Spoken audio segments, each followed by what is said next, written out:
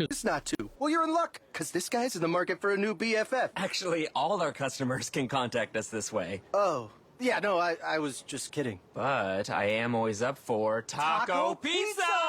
Jigsaw! Get help from Progressive through the website, app, chat, or phone. Progressive Casualty Insurance Company and affiliates. Your severe weather station. News Talk 1480 WHBC. Here's your AccuWeather forecast. Breezy and colder tonight. A couple of rain or snow showers, the low 34. Breezy and much colder Thursday. Couple of rain or snow showers, that high of 37. Feeling like low to mid-30s at best with the busy west-southwest wind. Still windy Friday. Couple of rain or snow showers, the high of 44. Will feel like the 30s at best. Then Saturday remaining cloudy, breezy and chilly with a shower in spots, the high of 42. I'm meteorologist Jason Caterina for News Talk 1480 WHBC. The Kenny and JT Show, powered by Roosters, a fun, casual joint. Dermontti Dawson combined Mike Webster's power with uncommon speed. For 12 years, Dawson played center his way, and it was a way that proved to be the standard for his era. Number 63 was named to 7 straight Pro Bowls. No center was more studied, copied, and discussed at the technical level than Dermontti Dawson. And how lucky are we that he's in studio with us today? The only thing better than that music is Dermontti Dawson in person. Let's go. Well, hello, guys. Hey, thank you guys for having me here today. And what an introduction. And I was doing a deep dive on you, too. And I was telling my son. Did you put that together? No, I did not. Okay. I should have lied and said, good. sure We're I did. Yeah, We're old guys. We don't know how to do that was technical great. stuff. But I was doing a deep dive on you. And over a period of time from 74 to 2000, JT, we always talk about the Steelers have had 3 head coaches, Noel, Carr, and Mike Tomlin, right? Since 1969, those 3. Well, from 1974 to 2000, the Steelers only had 2 starting centers. Mike Webster, Hall of Famer, and Dermontti Dawson, Hall of Famer. And you got to play next to Mike your rookie year as a guard before taking over, correct? I did. I learned a lot from Mike. You know, Mike went to Kansas City in '89, and then myself and Chuck Lanza, who was the 3rd-round draft choice in '88, was supposed to take Mike's spot. So Chuck saw me, and he knew that I played center as well. And so he called me into the office. I want you and Chuck Lanza to fight it out. And so I ended up winning the position. And the rest is history. Yeah, isn't it crazy? Beast. I was looking at some of the film, and because obviously it's amazing to go back and think that it's been that long since you played. I mean, you look young, you look great. We're about the same age. And I looked at something too. As he likes to do a deep dive, I dove a little bit deeper. Okay. And it said that you started in 184 games. I'm sorry, you started 181 games, but you played in 184 games. Why didn't you start the other 3? Well, because I didn't start until my 4th game of the season, my rookie year. Yeah. At guard. At guard. Okay. Yeah. And then my second year, I switched to center.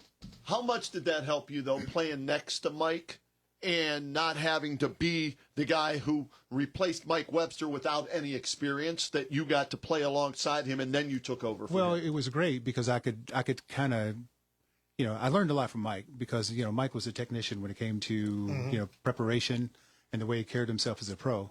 So I got a chance to see that in the classroom, on the field. He's in his 15th season, my rookie year. He was first in line for every drill. He was in the weight room early in the morning before I got in there, and in the film room. So Mike was a great example to follow.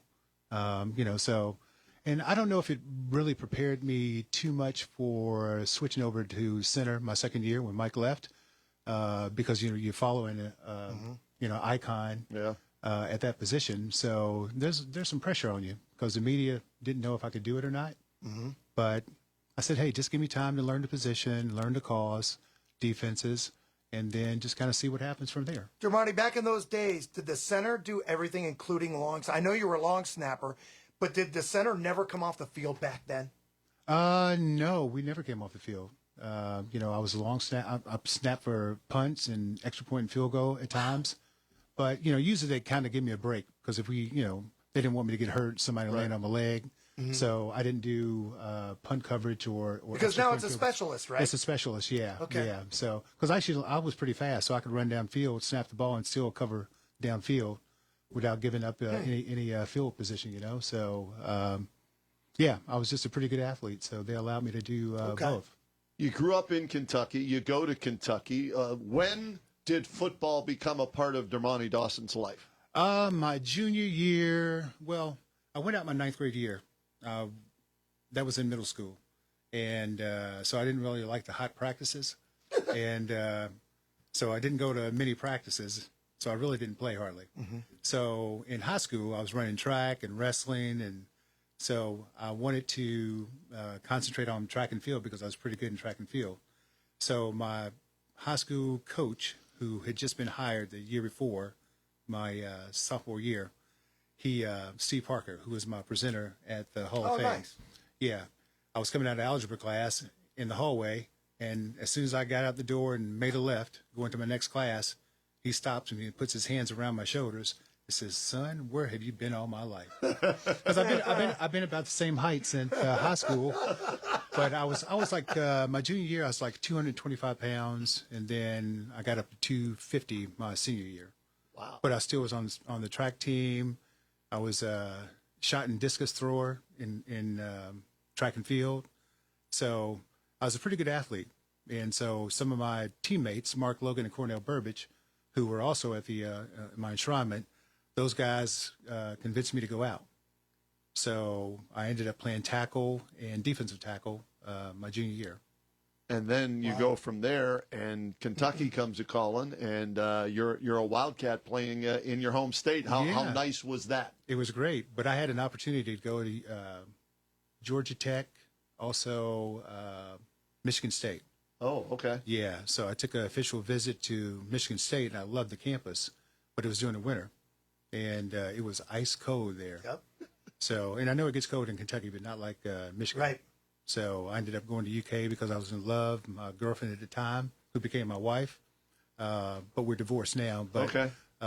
You know, we both went to the same college just to stay together, and then we were married for 23 and a half years and had 2 kids.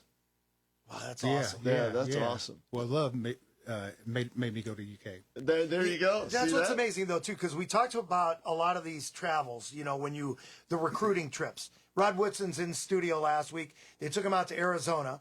They take him to a movie. It's 4 hours long. I don't want to be at a movie theater. Yeah. I want to see the campus. I want to figure out why I want to go here. A lot of the times, it has to do with where you're at. It's too cold in the, you know, up in North Michigan. Yes, indeed. Maybe, you know, just right in Kentucky, and you get to stay home. How far was it from your campus to home? Probably maybe 3.5 to 4 miles. Whoa. Backyard. Holy cow. Yeah. Well, I used to take guys home to my grandmother's house when she was living. So Sunday dinners, you know, because we had games on Saturdays, so Sundays we had off after workouts. So I'd bring all the guys over to my grandmother's house, and so my whole family used to come to, you know, accumulate at my grandmother's house after church. So all those guys would come over there and get home cooked meals, and loved it. And my mom's house as well. Yeah. Because a lot of guys were out of state, so they didn't. All you get is meal money, so all you can do is order a pizza or burgers or something like that. But they get a whole complete meal. All the fixings. We had a couple of local guys that played at UK while you were there. Kevin McClellan, John Grimsley. Did they ever bring you to Canton? Had you ever been to the Pro Football Hall of Fame or Fawcett Stadium at the time? I had never been to Canton, Ohio at all. Did you ever play in a Hall of Fame game? I did, yeah, with the Steelers. Okay. All right. Yeah, we played in one Hall of Fame game. All right. So as you go to Kentucky and pretty good offensive lineman there, you get drafted by the Steelers. So what was that like? Because they're one of the marquee franchises in all of the National Football League. And Mike Webster's there, but he's getting up there in age. So take me through what it was like going through the draft process, getting drafted, and becoming a Steeler. Well, you know, I didn't really know that I was going to be drafted in the second round because I was, I guess, you know, prompted to go in the mid rounds because of my size, because I was undersized. And and then George Adams was at the Giants at that time. He was the first round draft choice for the Giants just a year or two prior to me coming out my senior year. So Parcells was looking at me as well, but he thought I was just a little too small. And he was thinking about drafting me in the first round. Then they took Eric Moore out of Indiana, who was about 6'5", and he weighed about 300 pounds at that time. And they had a bigger O-line at that time. So I didn't know exactly where I was going to go. But when the Steelers took me in the second round, I was really surprised. I got the phone call before they announced it and was talking to Coach Noel and I can't remember who else I spoke to, but it was just a big surprise to me. And so I was at home, and my parents and my brothers and all those guys were going crazy, couldn't believe it. So it's not like today when you see it on television where they knock on the door and all that stuff and go to your house. I was talking on the phone, and my phone started blowing up. And so once it blew up, I couldn't even, I had to get on the home phone because people were calling me. Mm-hmm. So, it just blew up my whole phone because I had so much data coming in at one time. Geez. Yeah. But so I had to call the Steelers back on my home phone and get back in touch with them so I could talk and finish talking to them. That's crazy. But I was really surprised. Surprised. You got Noel and Cower.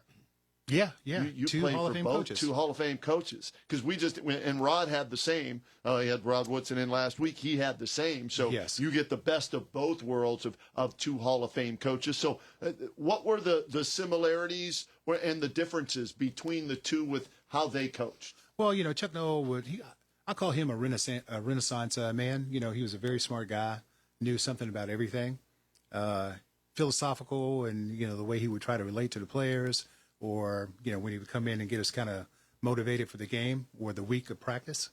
Chuck Noll was more. Bill Cowher was more rah-rah kind of guy. Kind of pump you up, and even on the field, the differences between the two. Chuck Noll, because he was so much, older. And then also he had accomplished so much throughout his career, he wasn't as enthusiastic with the players on the field. Now, Bill Cowher, on the other hand, he's out there running sprints with us, chest bumping in training camp.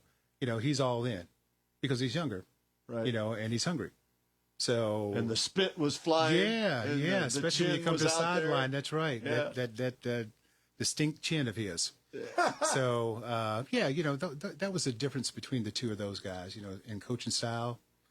Chuck Noll, he just kind of laid back, and the assistant coaches were the ones who pretty much made all the changes. Mm-hmm. And Bill Cowher, he was right out there, because he was younger. Right. Does it make a big difference today? I mean, you see a guy like Dan Campbell, Detroit Lions, they're balling. They take on his personality versus maybe someone who's a little bit more stoic. Do you think that matters in today's NFL? I think it does. Yeah, I think it does matter because I think some of the kids now can't relate to coaches that are more stoic. Mm-hmm. And they want more of a rah-rah kind of guy because that's what they want to run through that wall for this guy. Yeah. I think the more motivating and the more extreme some of the coaches are, it reflects some of the players of today. That's not just us being old school. No. Good. I don't think so. I think the generations are changing. Okay. So I think, sometimes you need to change with the generation and get a younger guy in there who's more enthusiastic, and more the mindset of the younger players. Okay.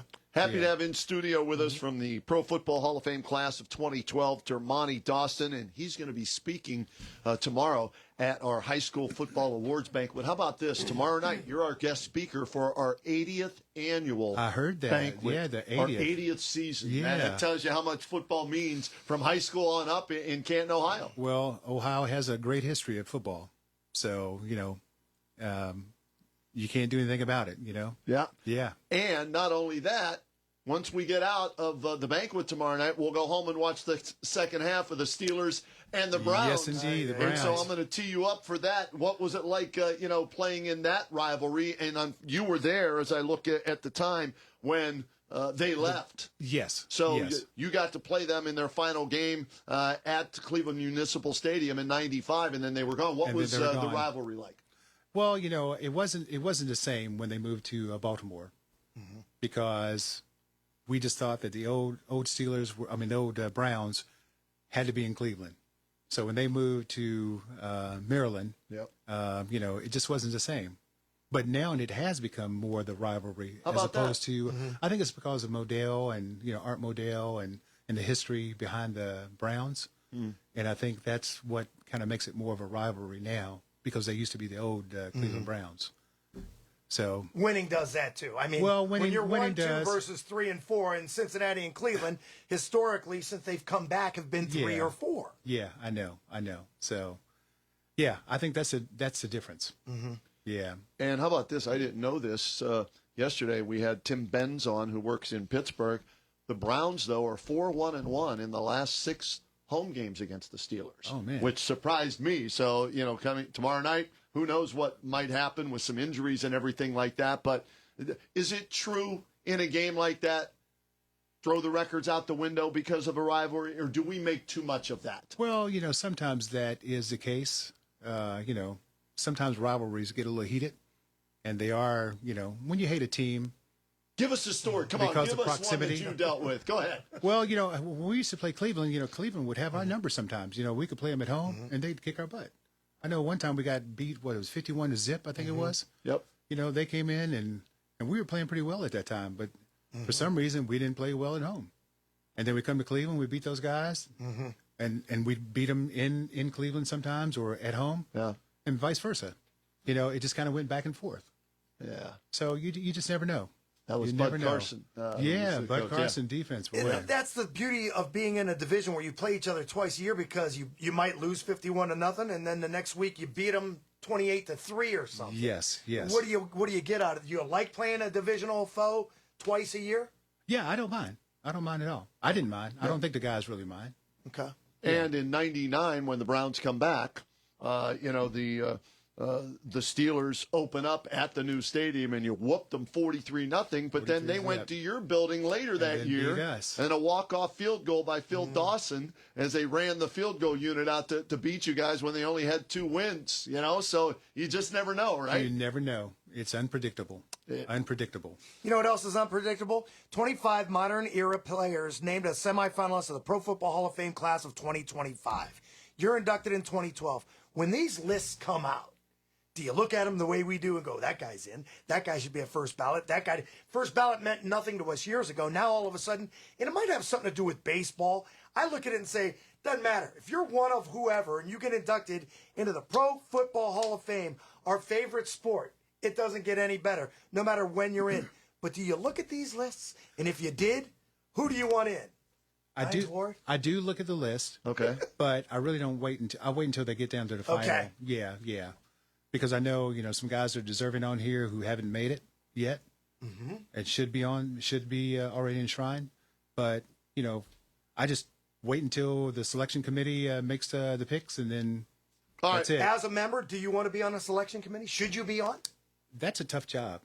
Because you have guys played in different eras, and sometimes it's pretty tough to kind of know about the career of some of the other guys that are deserving that we just don't know about.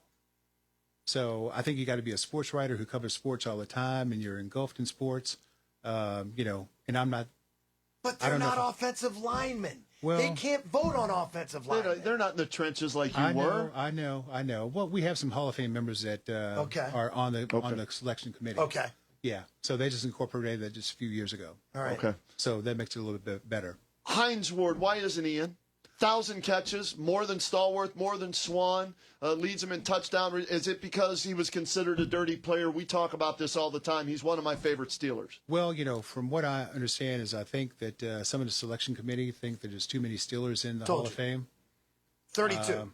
Yeah. So I think sometimes the selection committee are sometimes persnickety a little bit about Steelers that are up for enshrinement. We just want number 63, and but you know what? If you have the stats and everything else, and if you had a great career, 2 Super Bowl wins, 2 a Super Bowl MVP, all-time leading receiver for the legendary Steelers, and he's not. I don't get it. Oh, I know. I know. And if I wanted an all-around wide receiver, it's Hines Ward who did the dirty work of blocking, maybe legally or illegally. Yeah. Right, borderline, block and everything to the whistle or the echo of the whistle, whatever it was. But he was the complete player that did whatever his team needed him to do. That's right, and with a smile on his face. Right. Yeah. Look over and smile. He's known for a smile. Yeah. So you get inducted. At any point in your career, are you thinking I'm going to be a Hall of Famer? No, not until I was selected on the initial ballot. Yeah, I mean, media and all that stuff always talk about that because of what I did as far as starting to pool as a center. But you really just don't think about it too much. I didn't anyway. Was it necessary for your career? Did you need to be a Hall of Famer, or is that a nice cherry on top of the sundae to your career? It's a cherry on top on my career. Yeah. So, but I'm truly blessed and very thankful because, only, like you said, only the best of the best are able to be enshrined into the Pro Football Hall of Fame. I want to ask this question. I haven't asked this of any other Hall of Famer or any other Steeler I ever met. Be ready. What's it mean to you to be a Pittsburgh Steeler? It means that I was consistent, hard worker, dedicated, and shared that blue collar mentality as the working people in Pittsburgh and all the people that cheer for Pittsburgh. We talk about consistency. We talk about culture. Myself being a Cantonian, his historic Cleveland Browns fan, no culture since they've been back. Haven't had too many winning seasons, not really too much to cheer about. And they point to the one word that we hear all the time, culture. I think it matters. It does. It does. How do you get it? Well, I think this had to be established, by the teams. Once the teams are established, winners every year, I think that just breeds it somehow. Yeah, it carries on. It carries It's on. hard, yeah. man. Well, I know it's tough. As a fan. Yeah, as the fans, and the fans, they bleed just like we do, and they hurt just like we do. I'm looking at your resume, 6-time first-team All-Pro, 7-time Pro Bowler, all-decade team of the 90s, Steelers all-time team, Steelers Hall of Honor, Pittsburgh Pro Football Hall of Fame, Pro Football Hall of Fame. All these, awards you're very deserving of all these, and you played all 13 seasons in Pittsburgh. Do you have a greatest memory from your time as a professional football player? Playing in Super Bowl 30 against Dallas. Once we won that game against Indianapolis, because I guess a year prior to that we had almost made it again, but lost. But making it to Super Bowl 30 was probably the biggest highlight of my career as a team. Individually, was making my first Pro Bowl in '92. Oh, okay. Yeah. When they called it out, and so everybody cheers, all the players cheer for you. So, yeah, that was probably one of my biggest highlights. So you snapped it to Neil O'Donnell before he threw it twice to Larry Brown and cost you all the game, huh? Yes, okay. indeed. Right. And then I snapped it over his head, too. In the Super Bowl. Biggest game on the planet. How about that? Well, because Dallas and those guys were wearing that not stickum, but Armor All or something on slick substance on their jerseys. Really? So my gloves were slick as can be. And so I took my gloves off, and I have small fingers. But a big palm, but I couldn't palm the ball. So it was slick, and so I tried to put it on the ground, and I flicked it, and it just went right over his head. And I was complaining to the refs. I said, you need to check their jerseys. I think they have Armor All or some kind of substance on their jerseys. Because usually they'll take it if you complain enough and, analyze them. But that didn't happen. Just in Arizona, right? Arizona. Wow. Yeah. How about that? Yeah. They were still getting away with it. See, Dirty. If you ain't cheating, you ain't trying. Dirty. I know. And it ain't cheating I know. unless you get caught. You got caught. Right? That's right. That's right. Look at the Patriots, look at the Raiders, and look at the Cowboys. Dirty Dallas Cowboys. The dirty Dallas boys. Yeah, I couldn't believe it. All right, before we let you go, you're on a time constraint with us here today. When did you get in? What are you going to be doing besides our banquet tomorrow night? I came in last night. Okay. So I've been to Cheers for the company kind of like Christmas party, and they're raising funds for a nonprofit. Tomorrow I'm going to go do the food bank, and I think I'm also doing Habitat for Humanity. Okay. Nice. Yeah, which I've done before, which I love, because I'm one of those guys who likes to get his hands dirty and do stuff and build stuff. So that's right down my alley. That's awesome. And then Yeah. you'll join us And then I'll see tomorrow. you guys tomorrow night. About 7 o'clock at our banquet. And we'll do a Q&A with, we may have some of the, you okay tomorrow if we let some of the football players ask a question or two tomorrow? Is that good? Because I'm sure they, problem whatsoever. They don't want to hear from me. They want to hear from you. So I know. Yeah. That'll be great. Well, we look forward to that. We appreciate you coming in today and being with us tomorrow for our 80th annual banquet. And the city of Canton appreciates you coming back and being part of this residency. And we appreciate Canton as well. Yeah. You're home away from home, right? Yes, indeed. No yes, doubt. Indeed. He's Dermontti Dawson, Hall of Famer class of 2012 here on the Kenny and JT Show. And again, you'll be able to watch him tomorrow on our YouTube channel as we have our 80th annual High School Football Awards banquet. He's our guest speaker. We'll get a break in right now. We'll come back with more of the Kenny and JT Show right after this. The Roadman and JT on 1480 WHBC. WHBC AM Kent, reliable as ever on News.